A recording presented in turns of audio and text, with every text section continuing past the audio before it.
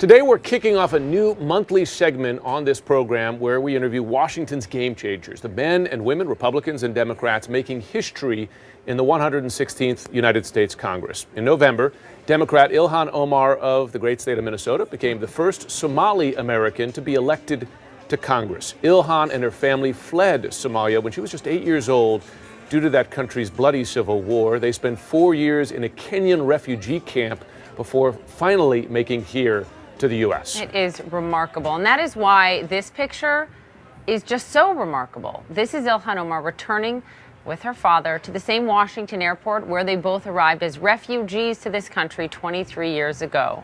Also this morning, the New York Times made 27 special covers to recognize many of the new unique female voices now in the halls of Congress, and she is one of them. Joining us now is Congresswoman Ilhan Omar. She has just, I should note, this morning been appointed to the Foreign Affairs Committee. Thank you for joining us.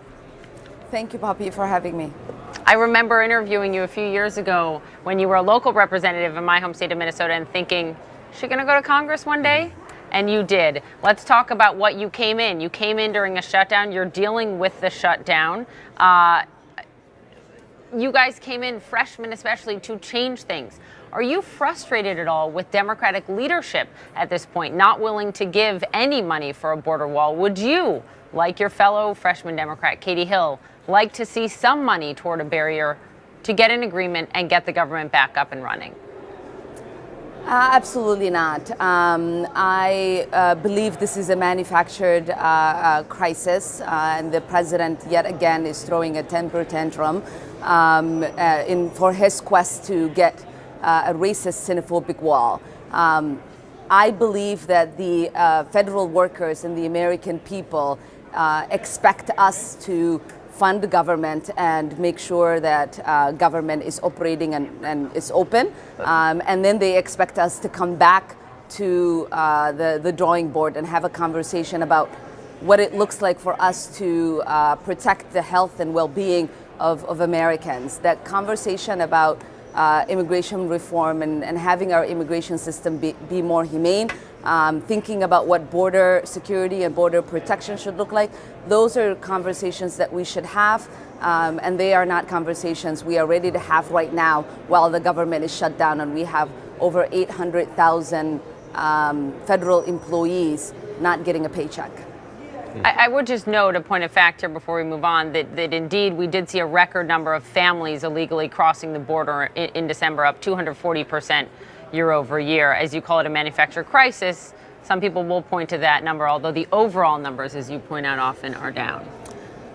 Well, I mean, right now, what we are about to see is over 30 million American families who rely on food stamps face serious food insecurity. We are about to see our federal courts shut down because they will not have adequate funding. We are about to see our federal law enforcement agencies not have an opportunity to operate because of the shutdown. We've already seen what's happening at our airports with TSA and air control traffic. There's no funding for Coast Guard members, and we know that even the president's Secret Service isn't able to collect a paycheck, and they're all working without a paycheck. So this manufactured crisis is going to lead to a real crisis if this president and Mitch McConnell over in the Senate don't make an urgent decision to work with us, reopen the government, and come back a week or so and start the dialogue about what it looks like for us to deal with the humanitarian crisis that's happening at our border. Congresswoman, one change you bring is your background, your faith. Congress voted down what had been an existing ban on wearing headscarves, as you are now, on the floor, so that both you and fellow Congresswoman Rashida Tlaib could do so, could serve on the floor. I just wonder, what message do you believe that sends to fellow Muslims in America, particularly at a time when there are concerns about growing hostility among some Americans to members of the faith? Thank you for mentioning that. My sister Rashida doesn't actually wear the hijab. I'm the only one who wears a hijab, and it's really important to remember that within our Constitution there's not supposed to be a religious test constituted. And so I am excited for the opportunity to come walk into a body that recognizes that and was willing to vote to make sure that I am able to wear my hijab as I serve the people of Minnesota. Yeah. This sends a message about the strength of our Constitution. It sends a message about the religious liberties we get to enjoy in this country, and it sends a message about the kind of inclusive societies we could all live in. Well, positive one. We need to ask you about this. You tweeted, we're going to put this up on the screen, regarding Republican Congressman Senator Lindsey Graham. I believe we have this tweet saying they got him, he is compromised. And there it is. I wonder if you'd explain what you were talking about there. This has sparked a fair amount of criticism, not just from Republicans. Can you explain that comment? So over the last 3 years, we have seen many times where Senator Lindsey Graham has told us how dangerous this president could be if he was given the opportunity to be in the White House. And all of a sudden, he's made not only a 180 turnaround, but a 360 turnaround. And so I am pretty sure that there is something happening with him, whether it is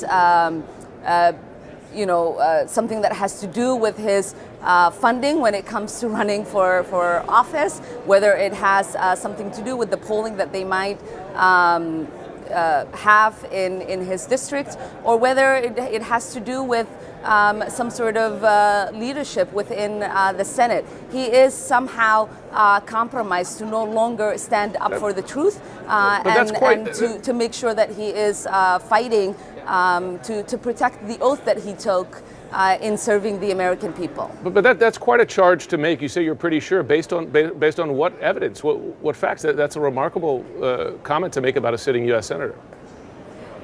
The evidence really is present to us. It's being presented to us in the way that he's behaving.